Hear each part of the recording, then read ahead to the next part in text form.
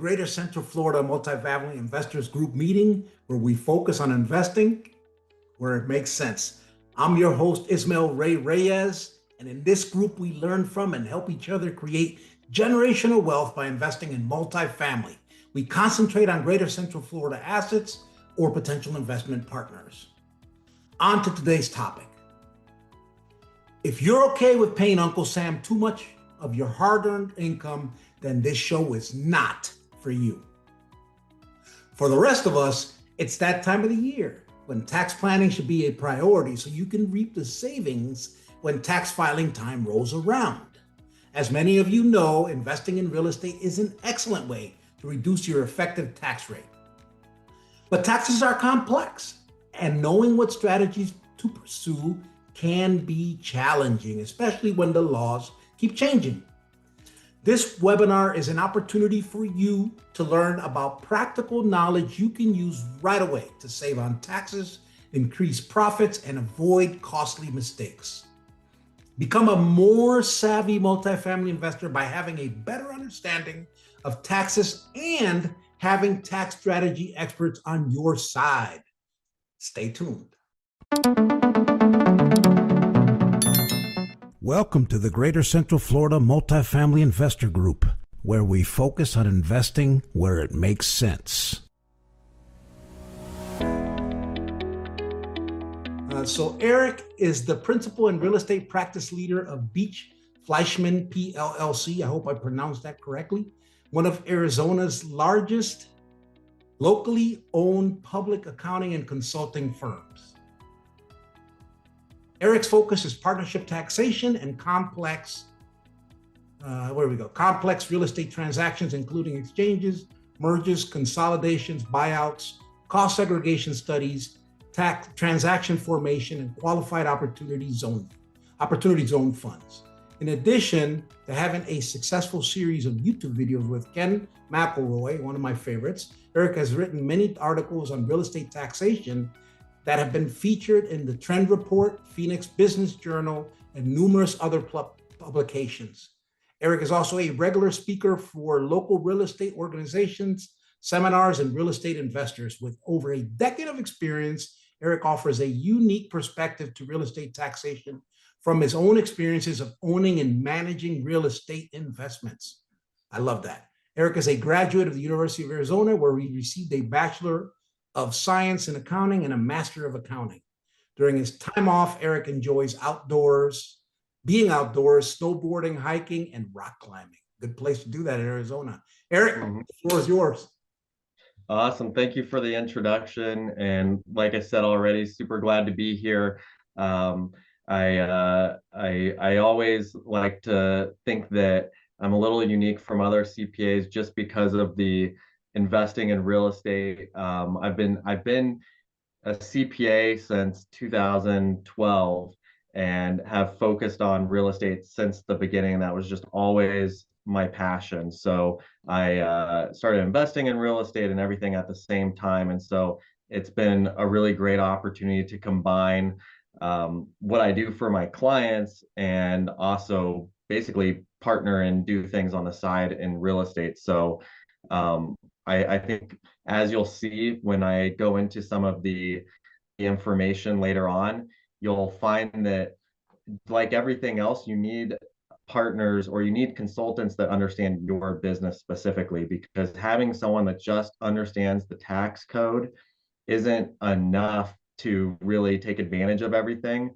because there's all kinds of nuances. The tax code basically expects CPAs to be experts in real estate in some way. And when we get into depreciation and what items you can write off, I think what I'm talking about will become a little more clear, hopefully. So, and by the way, throughout the presentation, I'll put up some slides to kind of help guide us through some topics that I have planned, but feel free during any point if you want to throw something in the chat or you want to interrupt, raise your hand if you have the video on, and let me know if you have a question, or if you prefer, we can leave a little time at the end. But Happy to make it as interactive as possible so that we make it as useful as we can to each of you.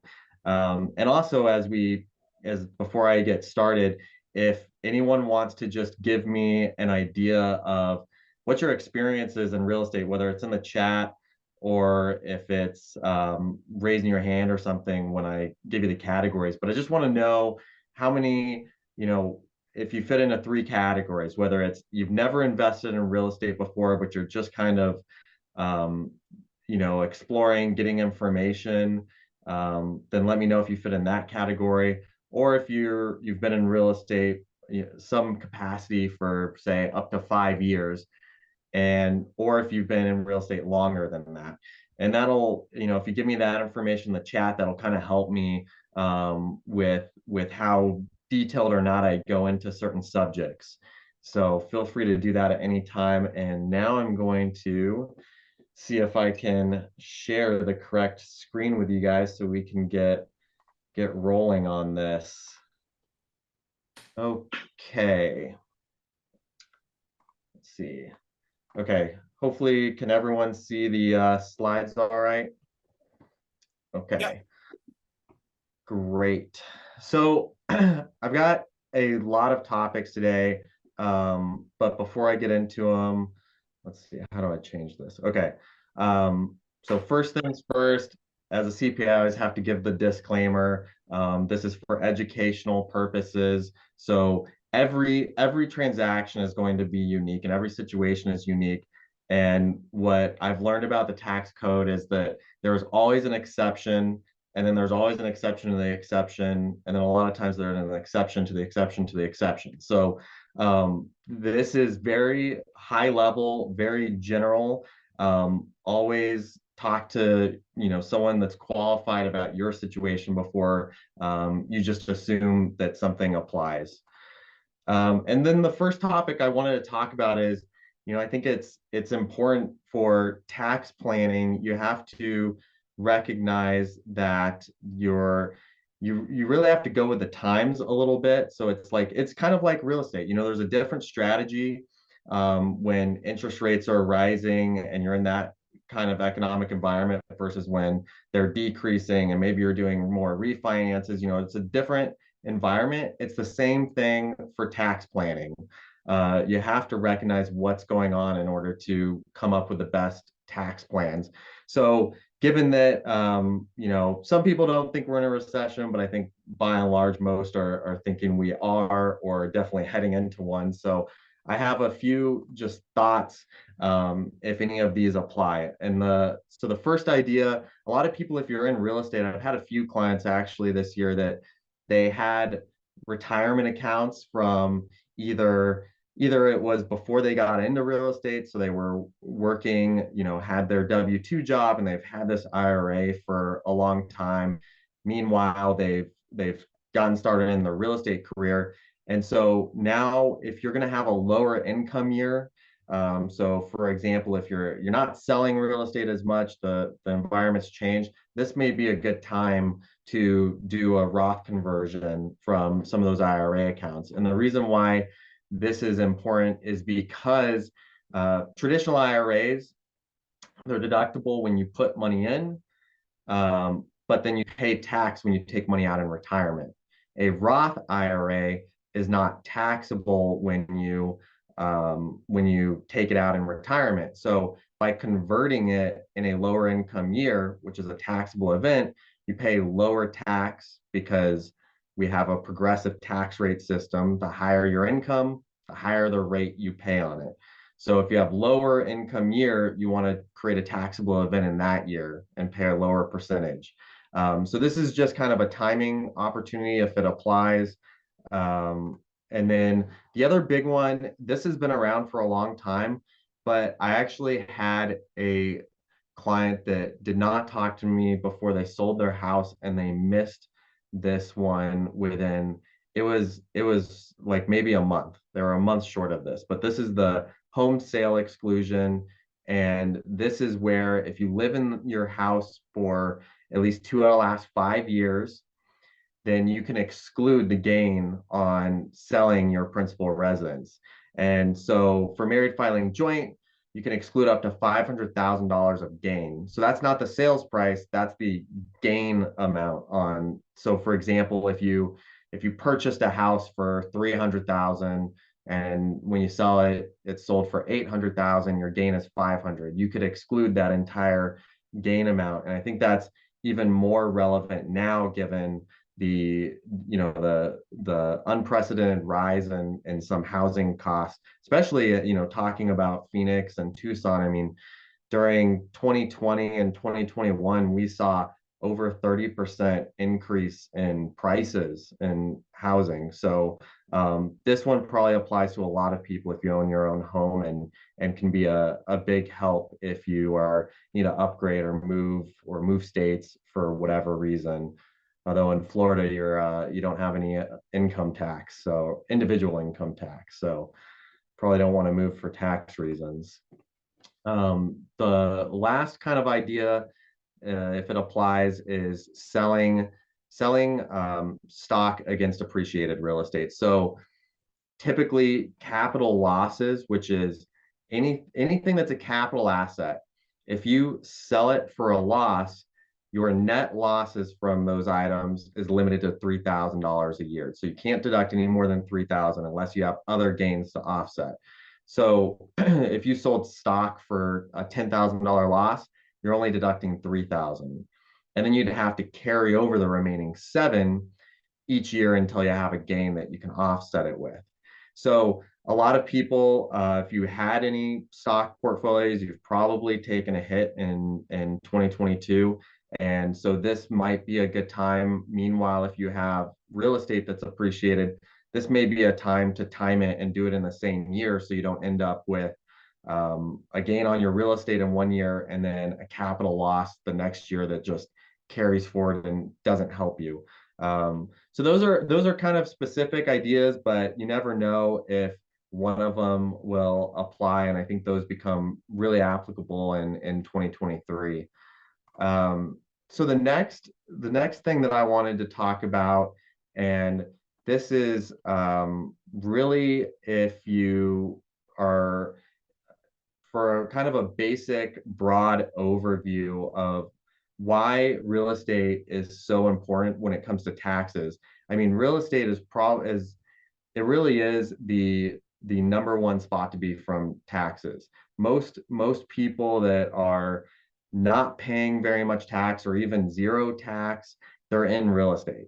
There's not really a it's not really a magic thing to not pay taxes. It's really a intentional planning of what business you're in and what you're doing. Are there other ways to get tax benefits and reduce your taxes? Absolutely.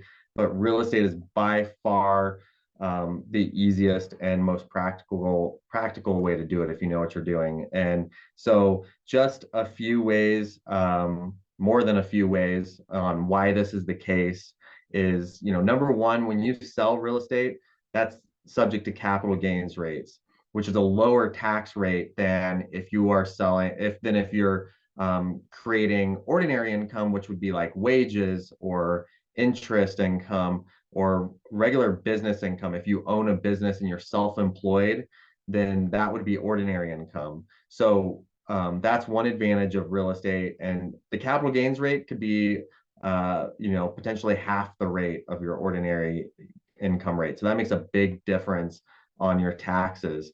The second reason is depreciation. And I'm going to talk a little more specifically about that later on and some of the changes that are taking effect for this year and just overall how you can take advantage of it the most. But basically you get write-offs on the purchase of real estate for things that aren't actually decreasing in value potentially. So when you buy real estate, yeah, there may be fluctuations like in the last 6 months, there's clearly been a reduction in value in most markets and most asset classes. But long term, there's a good chance it's probably going to be worth more at some point in the future, yet you're treating it as if it's going to be worth less from a tax perspective. So it's basically a free write-off just a paper loss that doesn't really exist most of the time. The next reason is tax deferrals. So there's not very many areas in the code where you can actually not pay tax when you earn income. So when you get wages, you're paying tax on it. But there's various ways in the code where if you're a real estate owner, you can actually defer income. So one of those examples would be 1031 exchanges, and then another one would be opportunity zones. And I didn't plan to talk about either of those specifically. So if you have questions about those, then let me know in the chat or however you want to do it, and we can address those. The other way, there's tax-free income. So the difference between tax deferred and tax free is tax deferred means that you're just kicking the can down the road. You're going to pay the tax at some point, just not now. So the benefit of that is time value of money. You have to, instead of forking out the tax dollars now to the government, you can use that, continue to invest, continue to build your wealth, and then later you'll pay the tax bill. Tax-free income is you won't pay tax on it at any point. And there's not very many areas of the code where you can accomplish that. But one that I just talked about was the home sale exclusion, where that's not a deferral. You actually won't pay tax when you meet those requirements and sell your principal residence.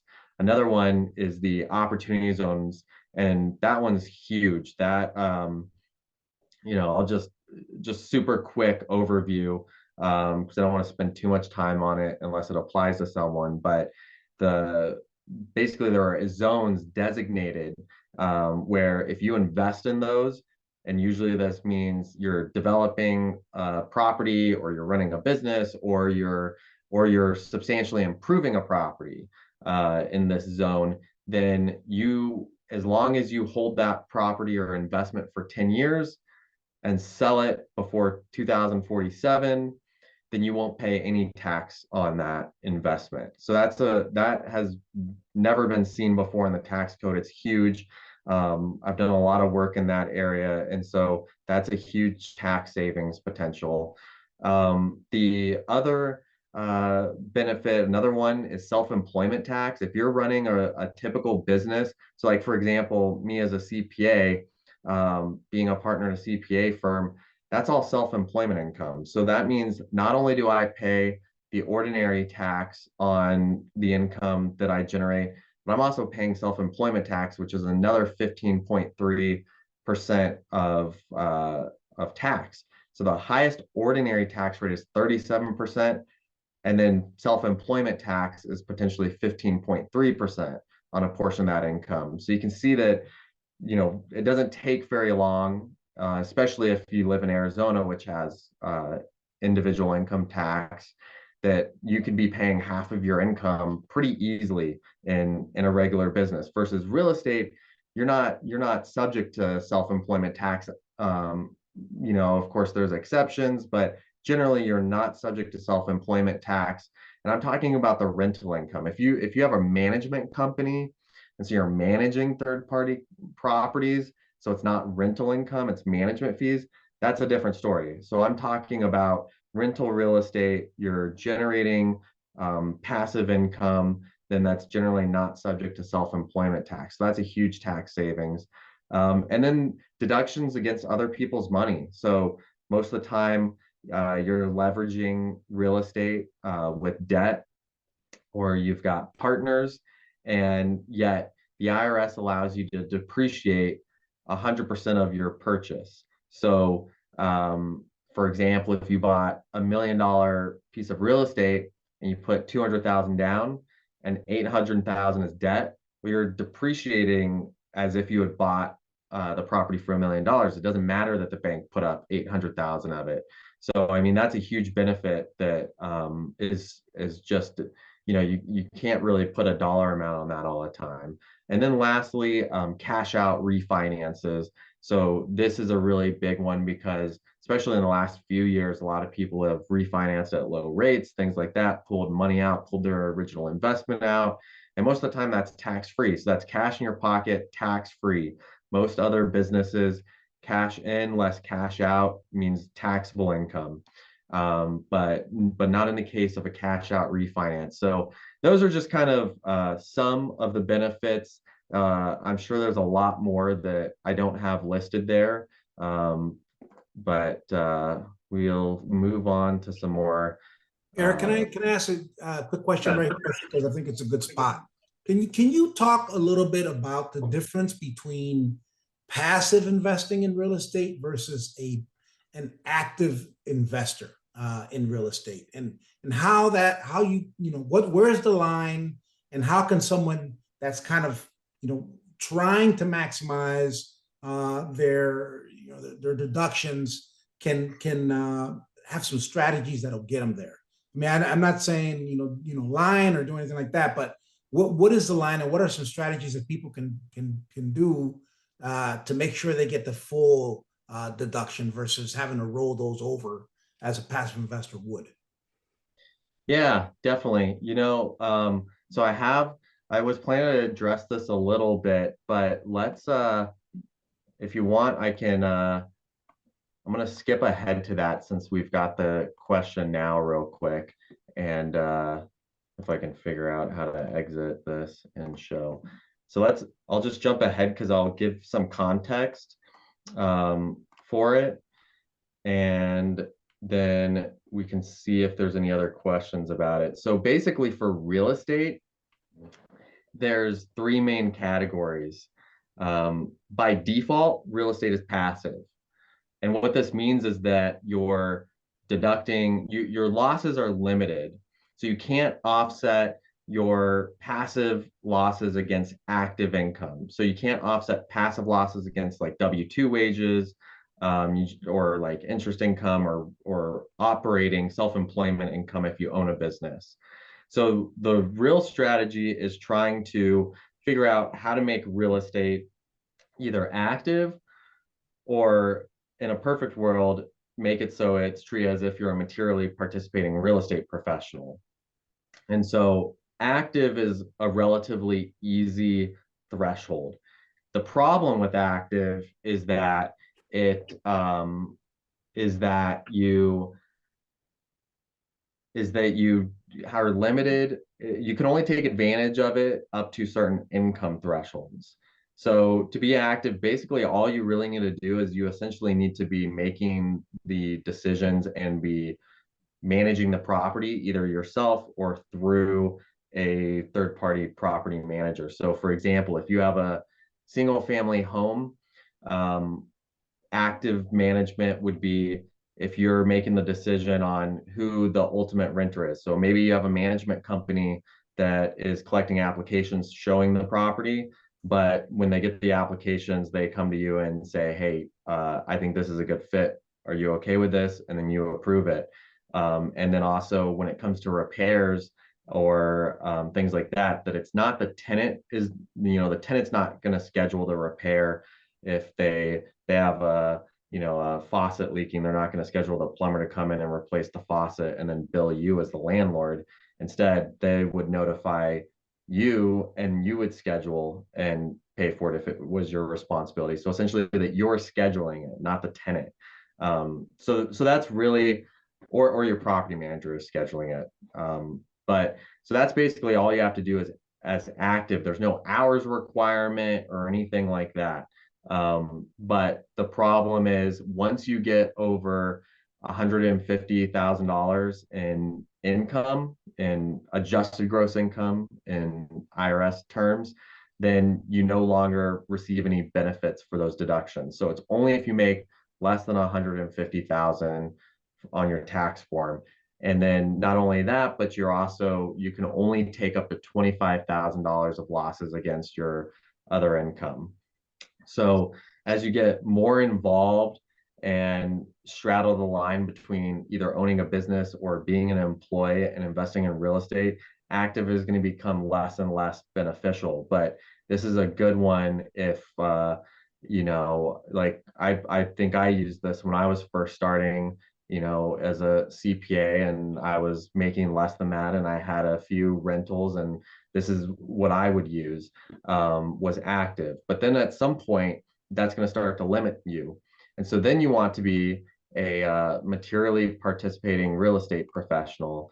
And so in order to be a materially participating real estate professional, you essentially have to meet two requirements.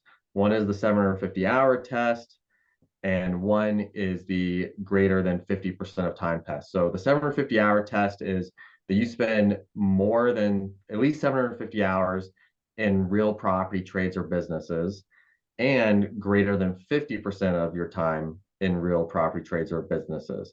So in other words, if you have multiple jobs, say, so like for me, for example, if I'm working 2,000 hours as a CPA, but then I do 750 hours as in the real estate business, I don't qualify because it's not more than half my time, even though I'm spending 750 hours. So it's really difficult for anyone that has a full-time job outside of real estate to qualify for this. The only way you qualify is basically you never sleep, because full-time job is a little over 2,000 hours. So you'd have to spend 2001, you'd be working 4,000 hours. And if you do the math in your after sleeping 8 hours, you're basically not doing anything else. So it's really difficult. This is more if you happen to be in a real property trader business. So like you're a real estate broker, that would count as a real property trader business. And there's a whole list that the IRS has of businesses that count, but clearly investing in real estate, managing, owning property will qualify you. And so the trick here is um, is that only one person, if you're married, only one person needs to qualify for this test in order for you to get the benefit on your joint tax return. So the goal is to, if you have what I've seen in the past is maybe the husband and wife are each kind of working part-time and each helping with grow their real estate business, when at some point it actually is better if you have maybe the wife quits her job and then she starts spending more time in the real estate business, and the husband starts spending more time at his day job. So the wife starts to qualify, but they don't give up their salary or their job completely. But now they both get the benefits, or vice versa. So that's the one of the tricks on qualifying as a materially participating real estate professional. And again, this does only matters when it comes to losses for the most part. If you have positive taxable income from your real estate, then this doesn't matter, because you're not worried about deducting losses. Of course, what I want to talk about is how we actually create losses, though.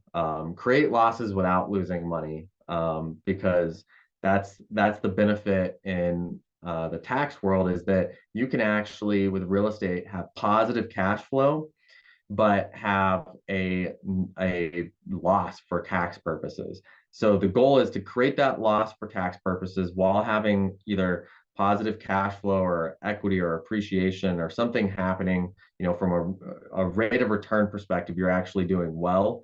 And then figuring out, okay, now that I've created the loss, how do I deduct the loss? So hopefully that kind of answers the question, and I can clarify more if we need to. But I want to talk a little bit about depreciation and how depreciation is part of it, but what I want to talk to you about is something that I think a lot of CPAs don't understand very well. It's not necessarily new, but this was something in the past. So about almost 10 years ago, the IRS released new regulations that clarified when do you have to capitalize something, and this means depreciate it over time, so you don't get the benefit now.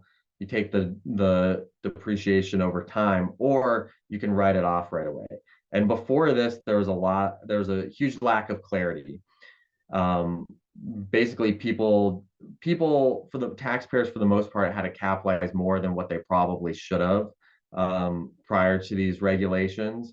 And then these regulations brought a lot of clarity. But the problem was, even though they were super helpful, is that now, because they were so specific, you actually had to, as a CPA, understand construction a little bit, how properties were put together to really analyze whether something should be expensed or not. Because if you can expense something, you're much better off uh, doing it that way. So I already kind of talked about depreciation, but basically, the IRS sets a predetermined life to assets and says that they depreciate over time. So for multifamily assets, that's 27 and a half years. So the IRS says, take out the land piece of whatever you bought it for, and the rest, take a equal depreciation amount every year. So you just take what's left divided by 27 and a half, and that's your deduction every year. Meanwhile, the true asset value may be doing, whatever it's doing. It has really no correlation to this deduction that you're taking.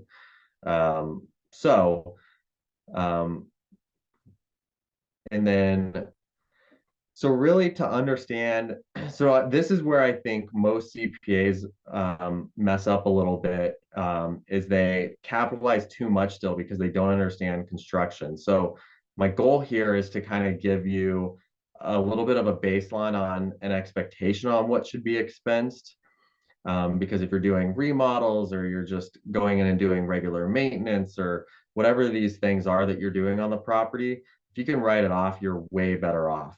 One, because you get the expense right away, but two, when you sell property, if you remember, I said it was capital gain earlier on. Well, one potential exception to that is depreciation recapture. So to the extent that you took depreciation deductions, you potentially pay a higher tax rate on that amount. But if you write it off, and so you never took depreciation, you don't have to recapture it. So the more you can figure out how to expense throughout the life of owning an asset, the better off you're going to be on keeping your tax rate low now, today when that expenditure happens, and later when you sell the property. So it's kind of a double hit. And so the really buildings, when we're talking about whether it's going to be expensed or not, you have to break it down into these 9 building systems. So the IRS basically says you have to look at what the unit of property is. And so if you improve a unit of property, it's capitalized. If you don't improve a unit of property, it's not. And so the example, a really basic example would be a computer doesn't work.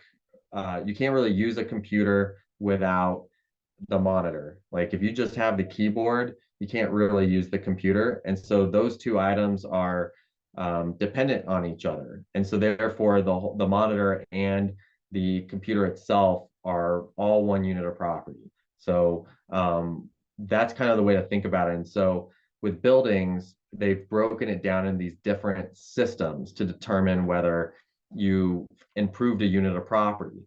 So your HVAC system, your plumbing system, electrical, escalators, elevators, fire, security, and then everything left over, those are all different systems. So you may improve one system, but you haven't affected the rest of the building. So that's kind of the baseline on how you break it down and how you have to start looking at it. So you can see already that CPA kind of has to understand all those systems, that they exist and how they relate to each other. But before we get into the specifics of that, this is the thought process that you have to go through. Is first you have to see, the easy one is, do I meet a safe harbor to expense it? So the safe harbor just means the IRS says, if you meet these requirements, we're not even going to question whether this was an expense or not. So first you want to look at, do I meet any of these safe harbors? And then second, we're going to talk about what we call the BAR test, which stands for betterment, adaptation, or restoration. So you go through that criteria, and if you don't pass that, then you have to capitalize and depreciate it. So that's kind of the quick thought process that goes behind it. So we have three main safe harbors. The de minimis safe harbor, this one is the most common one that you should understand in multifamily, because this one, I bet this applies probably almost every year to you. And what this says is if you have personal property, so this is personal property, meaning something that is not part of the real estate, so it's movable. So we're talking carpeting, we're talking cabinetry a lot of times, um, appliances. So there's lots of appliances, dishwashers, refrigerators, stoves, ovens, whatever in apartments. There's a lot of personal property. And with carpeting, that's probably getting replaced pretty often. So any anything that is under $2,500, you can just write off if it's personal property. So you have a refrigerator. If it's less than 2,500, you write it off. Doesn't matter if you bought 100 refrigerators because you had 100 units that year, um, and the whole thing was over 2,500. It's a per unit thing. So if every refrigerator costs say $1,000 and you bought 100 of them, so you got 100,000. Well, you can write off the entire 100,000 under the safe harbor. Carpeting, very similar. Basically every unit or potentially every room is a separate unit of property. So if you spent 100,000 on carpeting, but every room or unit that you did was under 2,500, then you can write it off. So that one's really important to know. That one's going to come into place every year. The next one is the small taxpayer safe harbor. This one, frankly, is probably a little less common just because it's such a low threshold. But this says if your expenses are the lesser of 2% of whatever you paid for an asset or $10,000, you can write it off without question. The problem with this one is obviously 2% is not a very high threshold. So at 10,000, if it's less than 2% or 10,000, I think that's at a $500,000. If you bought something for 500,000, an asset for 500, and you spend more than $10,000, you start to get limited, and that's just not a lot. You'll find that a lot of items that cost more than $10,000, you can actually expense even though you don't meet the safe harbor. So I don't see that one used as much, but it may come into account sometimes. The last one also comes into account pretty often, and that's the routine maintenance safe harbor. And that means if you're going to do something more than once during what the IRS says its useful life is, then you can expense it. So, for example, asphalt coating. If you have an asphalt parking lot, most of the time you're going to reseal it and recoat it more than once in 15 years. 15 years is the useful life. So if you're going to do that more than once in 15 years, then you meet the safe harbor. So things like that can be expensed. Painting, is one of those things that can be expensed all the time. So there's quite a few things that fall into there that you just have to coating a roof, white coating it, that would probably fall under that safe harbor. So there's a lot of just recurring maintenance that will fall under that category. And then if you don't meet any of those, we have to look at this more involved test to see whether we can take the expense. So I mentioned the BAR test. It's betterment, adaptation, and restoration. So first, let's talk about betterment. And this is really if you're making the property better in some way. I mean, it's right in the word, right? So we're talking about if you increase the capacity, size, efficiency, output, it's probably a betterment. So an example of this would be if you're increasing the square footage of property, then by usually there's a threshold. I think it's 30%. So if you increase the square footage of property by at least 30%, it's considered a betterment. If you say you're increasing the electrical output of it, so you're upgrading the electrical systems so that you can run more equipment and things like that, that's probably a betterment. So anything along those lines would be a betterment, which means you have to capitalize it. Or I guess another example, I'll give another example too that's kind of common because I just saw it, but if you on roofing systems, a lot of times, each roofing system has different life expectancies. So there's some roofing systems I don't know, like rolled or like torch down roofs may last 10 or 15 years is what they say. But if you put a metal roof on, then that's maybe 50 plus years that it's going to last. So if you replace a roof that was torched down with a metal roof, now you've made what you've bettered it, because now that roof is going to last a lot longer than it would have otherwise. So that's another common example. Adaptation means basically you're changing the use of it. So if you're going in and say, so I had a client that bought what was used as office property downtown in Tucson, and then they converted it to multifamily. So they converted the use from a commercial office space to multifamily. So that was an adaptation of the space. Or you've seen like industrial warehouses converted to office space. You know, anything like that would have to get capitalized and depreciated. And then the last one, and this was actually a picture from one of I think it was the second property that I bought. It was a little duplex, and I had to redo the roof. I had this picture because I had to, because I was poor and had to do a lot of things myself. So actually, I had to replace a lot of the underlying plywood and everything on this before the roofers came back. So, but this is a example of, so a restoration is basically it's not performing how it should have. So in this case, I had a roof that when I bought it, the owner did not coat it very often. It had been replaced a long time.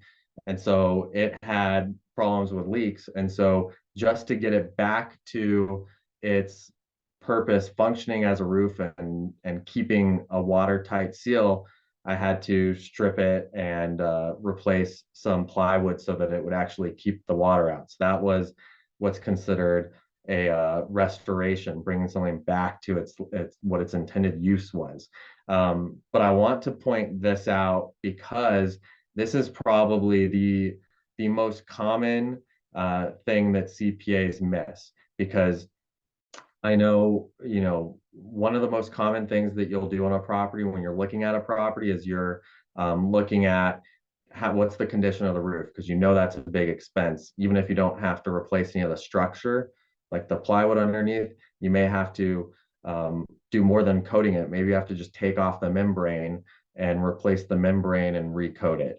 And most of the time, under what the IRS says, if you own a piece of property and you have to just replace the membrane, unless you're putting something better than what was the existing material on there, most of the time you can expense that. So, so for example, you know, this was just like a, you know, 3-ply roof, and so I replaced it with the same thing and white coated it.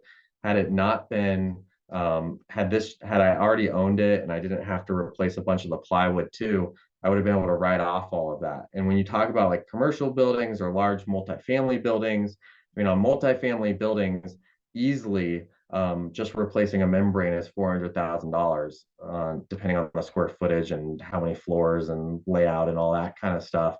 But that's a huge expense that you most of the time can write off. But a CPA that doesn't really know how understand the you know how roofs are built and the different types of materials and things, they'll automatically see a big number and they're going to capitalize it. And now you don't get that expense until you take it over 27 and a half years, or if it's commercial, 39 years.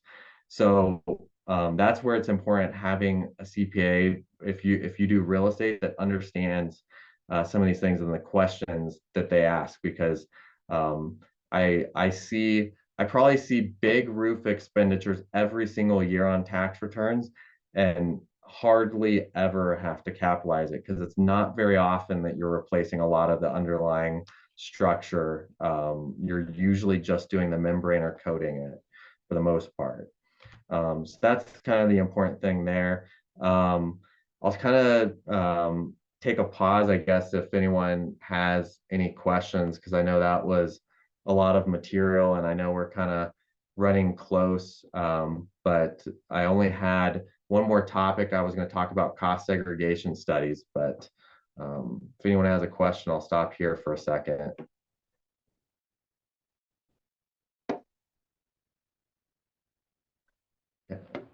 Eric, can you talk a little bit about? I understand that there may be some differences in using a home equity loan versus a line of credit, and how that applies depending on what you're doing with those funds. Can you talk a little bit about that? I know that's a little bit different than anything that's been on here, but I'm just curious if you've got some info that would be helpful there. Yeah, no, that's a good question. So generally speaking, if you buy, if it's a different treatment, if it's a personal residence or an investment. So if it's a personal residence and it's acquisition indebtedness, so that means you got the loan when you bought the house and it was and it's secured by the house from a financial institution, that's typically deductible as a personal expense, which is limited. Personal expenses are not as good. It's just potentially limited. And then secondly, on your principal residence, if you take out a home equity loan nowadays, home equity loans, I think it was when Trump passed his tax law in 2018, home equity loans were no longer allowed to be deductible on as a personal expense. So prior to Trump's tax law, you could take out 50,000 for single or 100,000 for married filing joint as a home equity loan.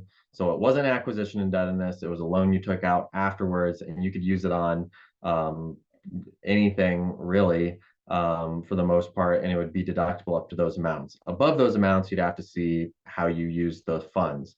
Um, so now, what you would do is you'd actually do tracing. So if you took out a home equity loan or even you refinanced your personal residence and then you wanted to use that to acquire real estate, you would trace basically the use of that funds and deduct the interest on it against that rental real estate instead. So versus if you took those funds and you bought, you bought your own Ferrari and you just want to enjoy life, that would be a personal expense and it wouldn't be deductible. So you take that refi, you want to time it so that you can actually show that you used it to invest in something deductible. So that's either real estate is a good one, or if it's a business you're investing in, you could deduct it against there. Otherwise, if you pulled it out to do, say, like invest in the stock market or something, then that's an investment interest, which is not as good because that's limited to investment income. Rental real estate interest is not limited. So that would be the strategy there, is tracing it in those circumstances. So I hope that kind of answers the question. Yeah, it does. Thank you very much. Okay, so real quick, I know it's getting late for you guys. It's a lot earlier for me. It's only about 7 here, but this is one of the most common strategies for real estate is cost segregation studies.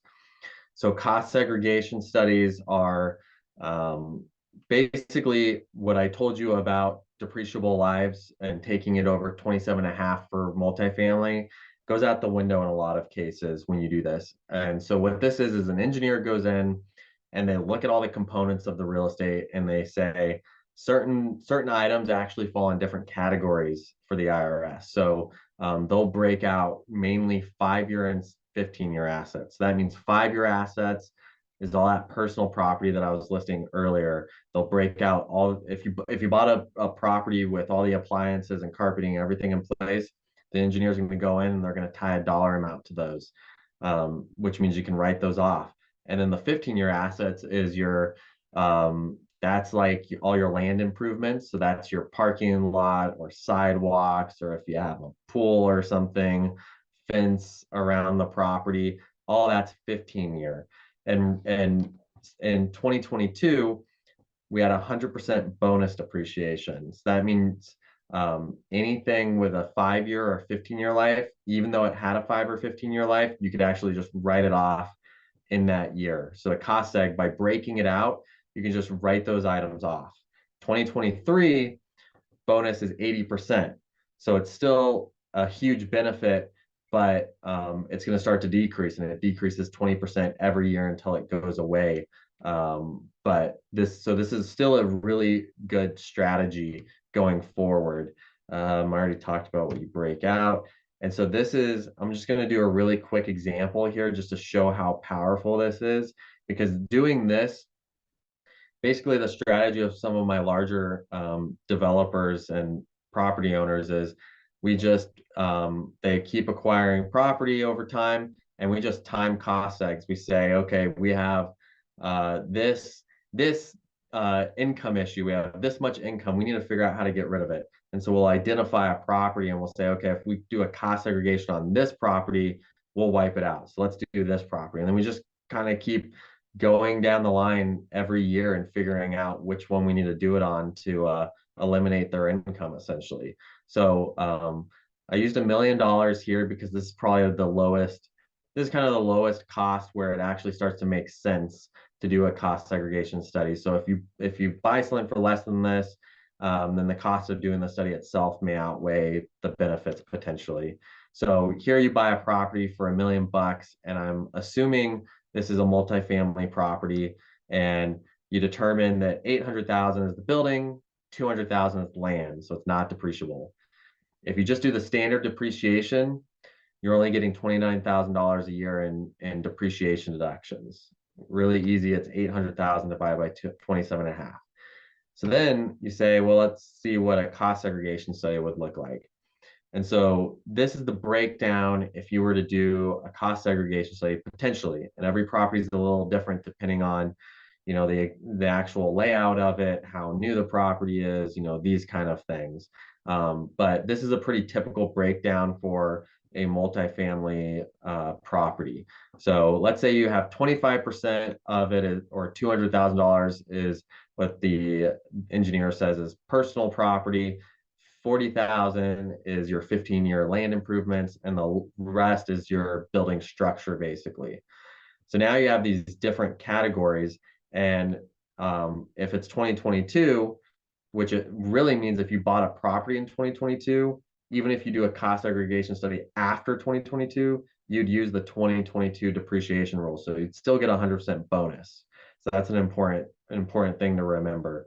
But in this case, assuming you bought in 2022, you could write off the 5-year and the 15-year. So that's 240,000. And then you would depreciate the remaining 560 over the 27 and a half years. And so your total depreciation in the first year would be about 260,000. So you're going from almost 30,000 in depreciation to 260,000 in 1 year. So that's what makes this so powerful, is basically accelerating all those deductions and then tying this with being a real estate professional, or if it is passive, having other passive income that you're offsetting. Maybe you sold a property and you want to offset the gain. So then you do a cost segregation in that study in that year to offset the gain that you have from selling this other property. So it's all about timing with the cost segregation studies. And then I think that was pretty much all I had. The last thing that I would mention is, you know, is if you want to learn more about real estate taxation or taxation in general, I have a YouTube channel at Eric Freeman CPA. I also do, like we mentioned in the introductions, I do channel with Ken McElroy, who's a real estate investor in Phoenix, and I specialize on talking about taxes there. So you can reach out for more education if you're interested in working with a CPA. You can reach out to my firm too, which was BeachFleischman. I don't do any work outside of there. My Eric Freeman CPA is purely for education, and I do all the consulting and everything through my firm. So if you guys have any questions about anything we talked about or anything else, then I'm happy to address them. But otherwise, that is what I had for you guys tonight. Thanks, Eric. That was really good. That's really great. There's actually a couple of strategies there that I need to go back to, especially on the restoration side. I see we have a question from Kelly. Kelly, do you want to jump in? Sure. Thanks, Eric. This was super helpful. So I've got a CPA that um, that we're using that focuses on real estate, which is great. And I was surprised. We bought a 6 unit a couple of years ago, and we haven't done a cost seg on it yet. And he's basically told us hold off. It doesn't make sense to do it yet. But I wonder with the step down in bonus depreciation, if it like why it would make sense not to do it as opposed to doing it and just banking those losses that we would eventually be able to recapture. And mind you, Yeah, this is no. the first year. 23 is going to be the first year I'll be a full-time real estate professional. So Okay, so that might be one reason right there. But yeah, it always depends. So it sounds like for 2022, so I'm gonna ask you a bunch of questions to nail this down, but yeah, 2022 and before, you were not a real estate professional then? correct. Okay. I had a full-time And W-2. and when did you buy the property? 21. Okay. And are you married then? Yes. Okay. And he's not a real estate professional either? No. Okay.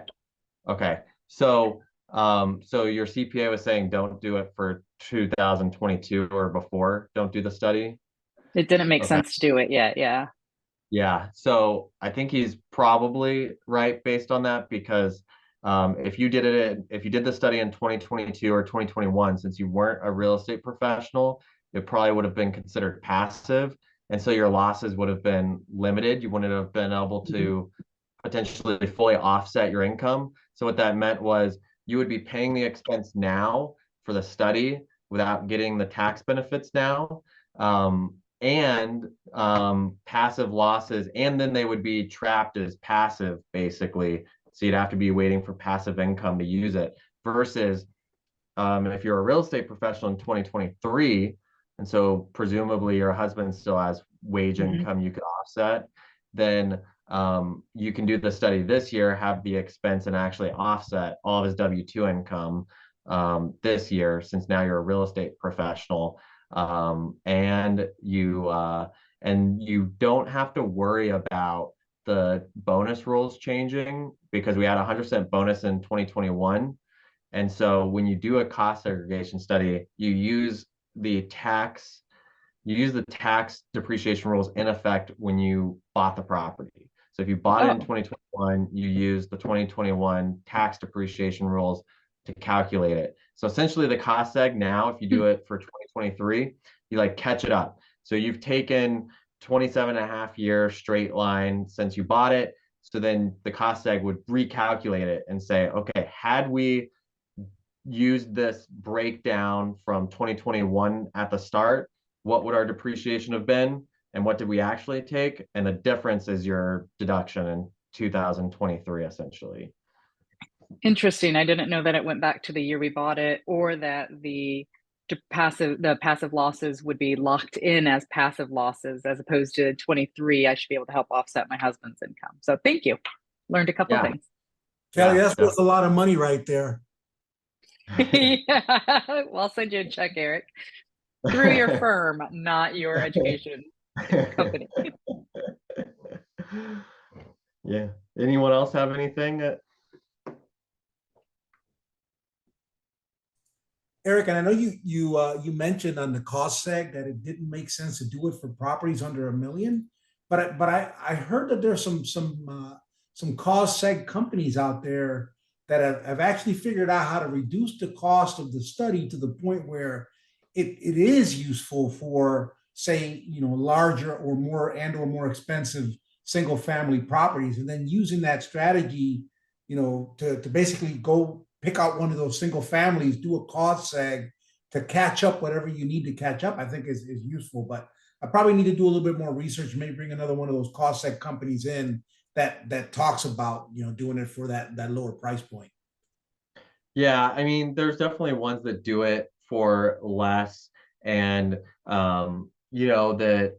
have a segment that specializes on just doing cost segs, and some of them are good, and some of them are not, just like everything else. So the thing you have to be careful of is that the cost segregation studies used to be pretty heavily challenged by the IRS, and what makes them hold up is that basically you have an engineer that gives you the breakout. So you can't have you can't have just a CPA. Like me alone, without having some kind of engineering license or valuation license, I can't just say, okay, this is what the breakdown is, because the IRS says, well, you're a CPA, you're not qualified to value property. That's not your designation. And so some of the companies don't, they kind of skip that. And so they may have software that just gives you like what I did in the presentation where I just gave generic breakdown. Like that's what we would do on a proposal and say, hey, most of the time it's this. But then when we see the numbers probably work, then we get the engineer to go in and give us the actual. But some of these will just, it'll just be, this is the average breakdown based on this type of property, and we'll just do this. So you don't have the support, and that's how they cut the cost. And so it's an audit risk. So not all of them are like that. They're all kind of different, but that would be the question to ask them is, do they have an engineer on staff that is providing those breakdowns? Yeah, and I think what's actually made it possible is that they, during COVID, the only way you could do these things was, via camera. You get somebody walking around with a camera showing the engineer around the property. Well, I think that's still applicable, and it really has reduced the costs associated with doing these cost seg studies. So it's a possibility for somebody with a single family property to still take advantage of cost segregation. We'll do some more research on that. Yeah, definitely.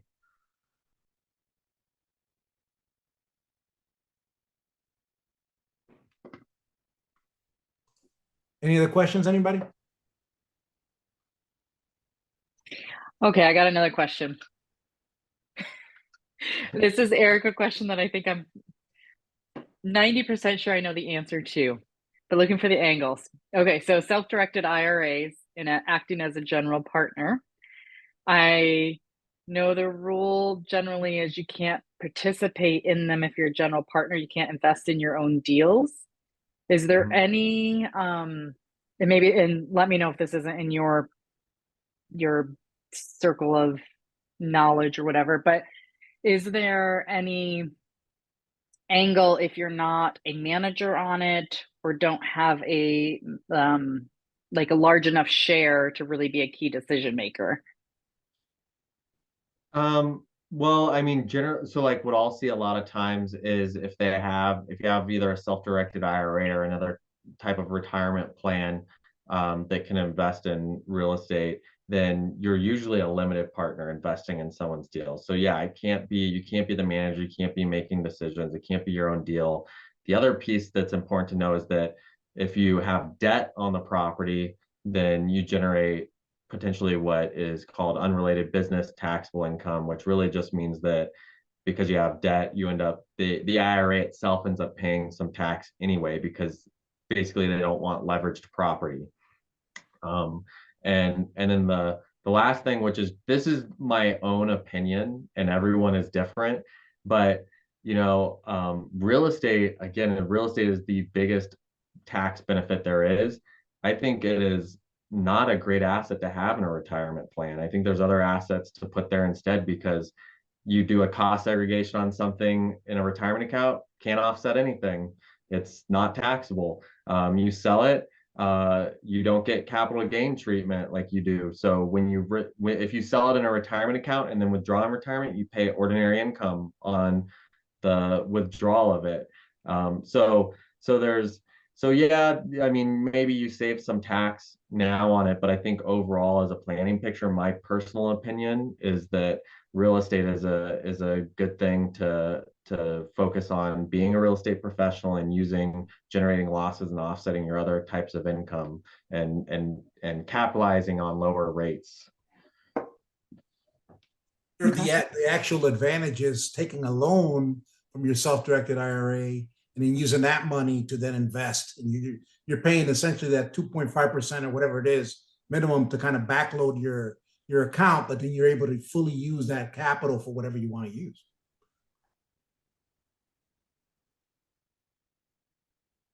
Yeah. Okay, yeah. Thank you. Yep. I hadn't thought about the loan angle, Ray. There's always something out there. What else? Anybody else?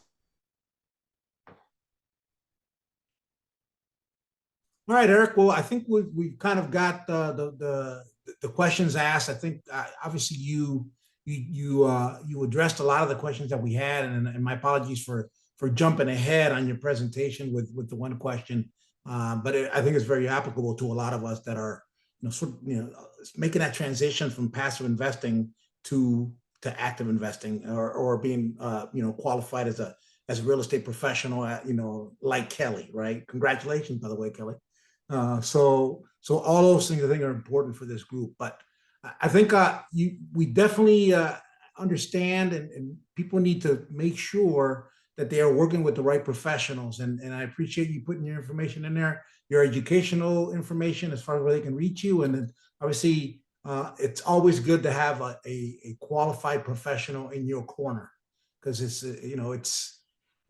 there's the ones that are going to keep you out of trouble and keep you from losing your shirt, and there's others that are just going to do the minimum. So it's important that you work with people that understand this business, and the fact that you invest yourself is a good segue to understand that yeah, you definitely looked at these things from the right angle. So I appreciate it, Eric. I think the only other thing I want to talk to the group about is really that our next show will be on March 20th. The third Monday of the month, March 20th. So with that said, I want to thank everybody for showing up. We'll put this on YouTube in about about a week and a half. And don't forget to continue to invest where it makes sense, everybody. Thank you very much.